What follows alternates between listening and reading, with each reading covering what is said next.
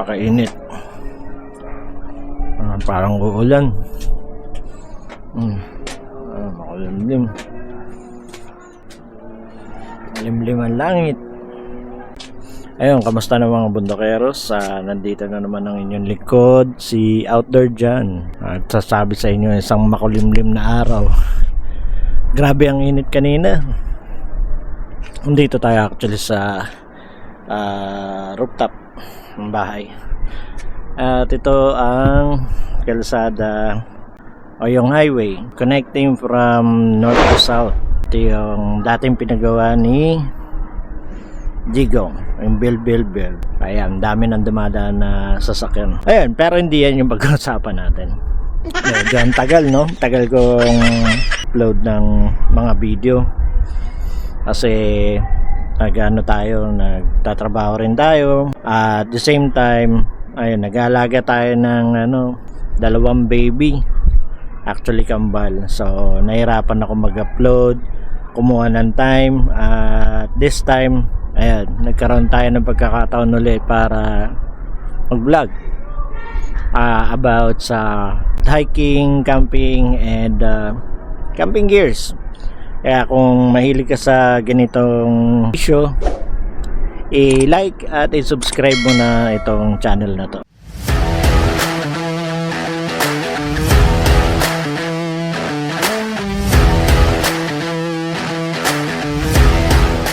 So yun, ano ba ang pag-uusapan natin ngayon? Actually, tamang-tama ngayong summer na to. Tamang-tama ang pag-hiking. Napakagandang klima or pagkakataon para makapag-hiking. Kasi kapag tag-ulan, napakahirap. Nandiyan kasi yung banta ng panganib. Actually, kaya tayo nandito sa taas kasi antayin natin yung pink moon. Ngayong araw na to, lalabas daw yung pink moon. So, tignan natin later on kung lalabas nga. Depende kung magpakita yung langit mamaya. Ang kapal ng ulap eh. Ano ba yung backpacking? Actually, ang backpacking para sa akin ay simpleng lakad na may dalang gamit mo sa likod. Tapos, tuloy-tuloy ka sa bundok, gubat, o kahit saan na may nature. Matutulog ka doon, kakain ka, mabubuhay ka doon kahit sandali lang. Simple lang, pero sobrang saya. At oo, minsan mahirap, pero laging worth it. Alam mo yung feeling na gusto mo na lang umalis, huminga, at makalayo sa gulo ng lungsod, katulad ng nakikita natin ngayon. Ganyan nagsimula ang trip ko sa backpacking.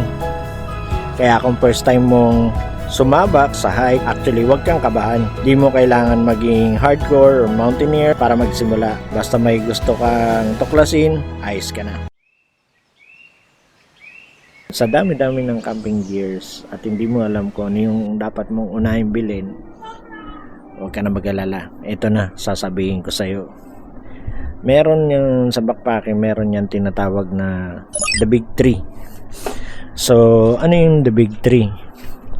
Una na dyan yung tent, backpack, at sleeping pad.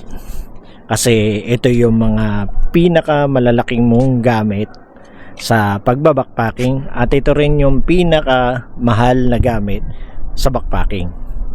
Kapag na-establish mo na itong tatlong to, most likely magiging madali na sa'yo yung ibang camping gears. So simulan na natin. Ay oo nga pala, kapag binili mo tong tatlong gamit na to, kailangan bilhin mo to in order. Kasi bakit? Eto, sasabihin ko na. Kung ang iniisip ninyo, ang una nyong bibiliin ay backpack, pues nagkakamali kayo. Hindi dapat backpack ang inuuna ninyo. Ang inuuna ninyo dapat ay tent. Kasi dito mo malalaman kung gaano karami yung matutulog sa loob ng tent, kung meron ka bang kasama o ikaw lang mag-isa. Ready ka na. Bumili ng sleeping pad. Ito yung combination ng sleeping bag, ng pillow, sleeping mattress, at quilt kung meron. At kapag nabili mo na yun at tingin mo kasya na lahat yun doon, dito ka na bibili ng backpack. At kapag na-establish mo na yung dalawang yon, most likely alam mo na rin kung gaano kalaking backpack ang bibilin mo. Okay? Sa pagpili ng backpack, pag-usapan natin yan, pero magiging ibang topic na yon. Meron din dapat yung headlamp, tapos tubig, at least 2 to 3 liters, depende sa haba ng lakad nyo. Or kung merong water source along the way, pwede at least 2 liters. Kasi usually ang ginagawa namin dyan, or ako, is 2 liters kapag overnight climb lang, lalo na kapag minor. So yung first liter ko is para sa trail water ko, and yung another liter ko is para sa camp water.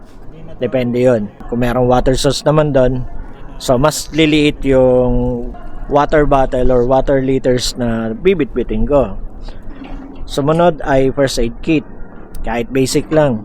Yung mga panggasgas, sugat, band-aid. Sumunod ay yung damit. Usually mga dry fit, jacket, raincoat, at extra medyas. Iwas sa cotton kasi yung cotton na-absorb yan ng tubig. Pag pinagpawisan ka, yung bigat na nadala mo madadagdagan kasi bibigat din yung mga damit na dala mo, kaya wag cotton. Sumunod yung komportableng sapatos. Pag bagong bili, gamitin nyo muna ng gamitin hanggang sa maging komportable yung paa nyo. Pag ginamit nyo kasi yan sa outdoor at bagong bago, for sure magkakaroon kayo ng paltos sa paa ninyo or kalyo, worst, diba? So mas maigi gamitin nyo muna ng gamitin, o kaya mga lumang rubber shoes nyo, pwede na yun.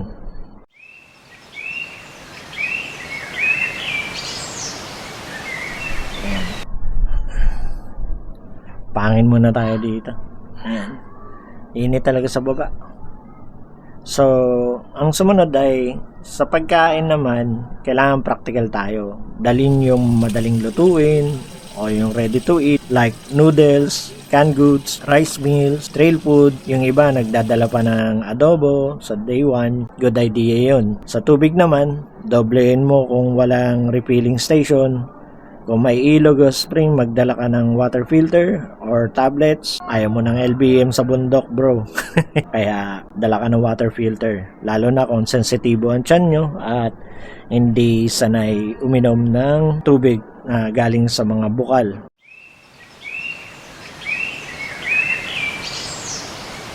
So yun, bago ka umalis, alamin mo munang trail.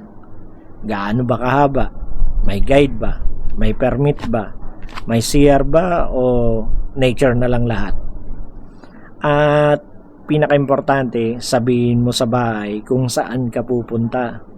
Para kung ano man mangyari sa'yo doon sa kabundukan, at least may nakakaalam at alam nila kung saan ka nila hahanapin. Huwag kang pasaway. Safety first lang lagi tayo.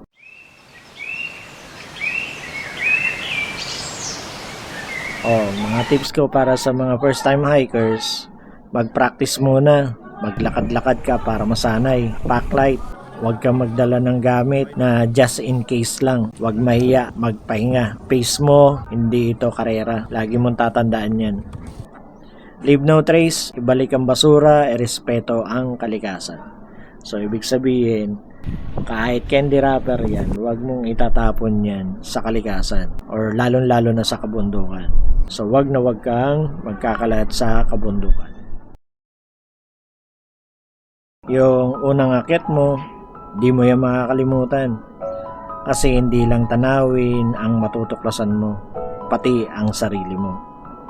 Backpacking isn't about escaping life. It's about finding parts of you na nakatago lang pala. Kaya tara, simulan mo na. Di mo na kailangan ng perfect gear o perfect body. Ang kailangan mo lang ay lakas ng loob. Kaya magkita-kita na tayo sa trail.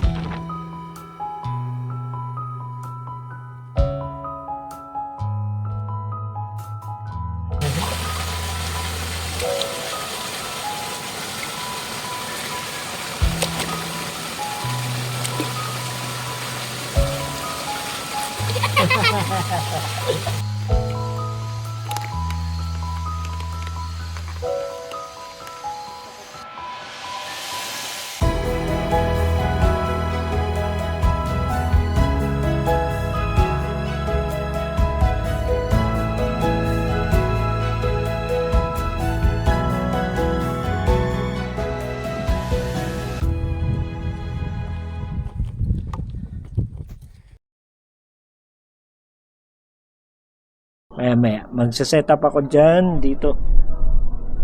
Yan, magse-set up ako dyan mamaya. Dyan ako kakain kasi napakainit talaga sa baba. Sige, maraming salamat. Paalam.